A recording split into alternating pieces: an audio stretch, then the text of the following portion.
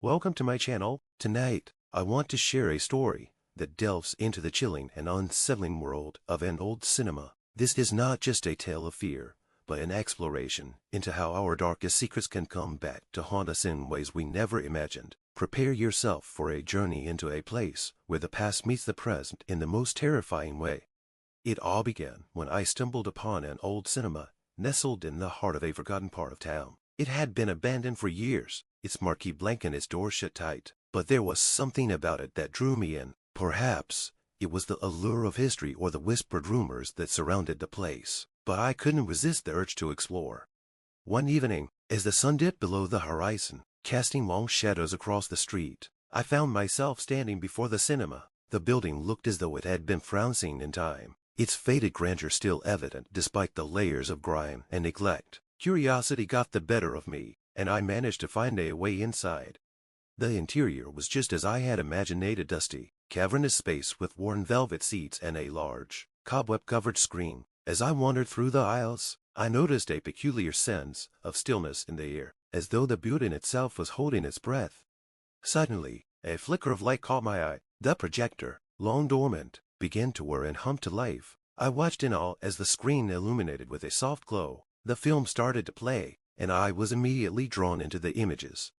But these were not ordinary scenes. As I sat there, the images on the screen began to shift and change, revealing moments from my own past, dark, haunting memories I had long tried to forget. I saw myself making choices that had led to regret, watching as the screen replayed my deepest fears and darkest moments.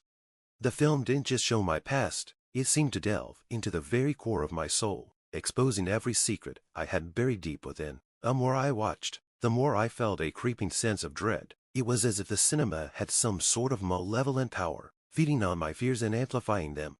As the film continued, I began to notice that I was not alone. Others had found their way into the cinema as well. They, too, were trapped in their own personal nightmares, their faces etched with the same fear and horror that I felt. We were all spectators in our own private hells, forced to relive our worst moments over and over. I tried to leave, but the cinema seemed to hold me captive. Every attempt to exit was thwarted by unseen forces. The walls seemed to close in, and the air grew colder. The films on the screen became more disturbing, more personal, and more horrifying. The nights that followed were plagued by nightmares. Each time I closed my eyes, I was transported back to the cinema, forced to confront the same terrifying images. It was as though the cinema had a grip on my very psyche, using my fears against me. Desperation grew as I sought a way to break free from the cinema's grasp. I researched its history and discovered that it had once been a popular venue, but rumors of strange occurrences and disappearances surrounded its past. It seemed that the cinema had a dark reputation that was well earned.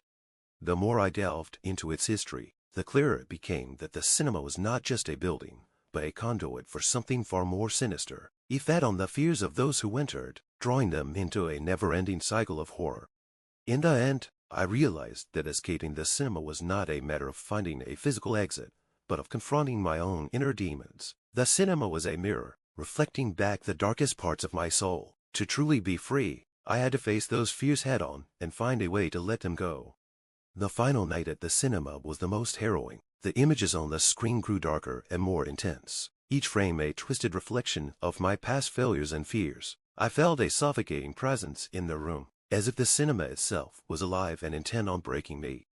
I wandered through the empty aisles, desperate for a way out. The cinema's walls seemed to pulse with a malevolent energy, and the temperature dropped drastically. Every step echoed in the silence, amplifying my growing sense of dread. The flickering light from the screen cast eerie shadows that danced around me, creating ghostly shapes that seemed to whisper and taunt. As I reached the projection room, I saw the old projector sputtering and flashing erratically. My heart pounded as I approached it, hoping to shut it down and end the madness. But the projector seemed to resist, the film looping endlessly, forcing me to relive the most painful moments of my life. I discovered a small door behind the projector that I hadn't noticed before. Driven by a desperate need to escape, I forced it open, revealing a dark, narrow staircase leading downwards. With no other options left, I descended into the darkness, my flashlight casting weak beams of light against the walls. The staircase led to a hidden basement. The air was thick with dust and the scent of decay. In the dim light, I saw old movie reels and forgotten memorabilia scattered about. Amidst the clutter, there was a peculiar object, a large, ornate mirror framed in heavy, gilded wood. Drawn to it, I approached the mirror, which seemed oddly familiar. As I looked into it, the reflection did not show me standing in the basement, but instead displayed the cinema's interior, the film continuing to play with disturbing clarity. It was as if the mirror was a portal, allowing me to see beyond the physical space. The mirror began to glow with an unnatural light, and the images on the screen intensified, revealing the deepest, most horrifying truths about my life. Faces of people I had wronged, mistakes I had made, and regrets I had buried were all there, magnified and distorted. The mirror seemed to amplify my fears, drawing them out into the open. Realizing that the mirror was the key to breaking the cinema's hold over me, I confronted my own reflection. I had to face the darkness within myself, acknowledge the pain I had caused, and accept the mistakes I had made. The cinema was feeding on my unresolved guilt and fear, and only by confronting these truths could I hope to escape. With trembling hands, I reached out and touched the mirror. The moment my fingers made contact, the reflections on the screen shattered, and the cinema's grip on me began to loosen. The walls around me seemed to melt away, and the oppressive darkness lifted. The basement began to collapse, and I made a frantic dash back up the stairs. The cinema structure seemed to crumble around me, the once familiar surroundings disintegrating into chaos. I emerged from the building as it fell into ruin, the night air feeling cool and refreshing against my skin.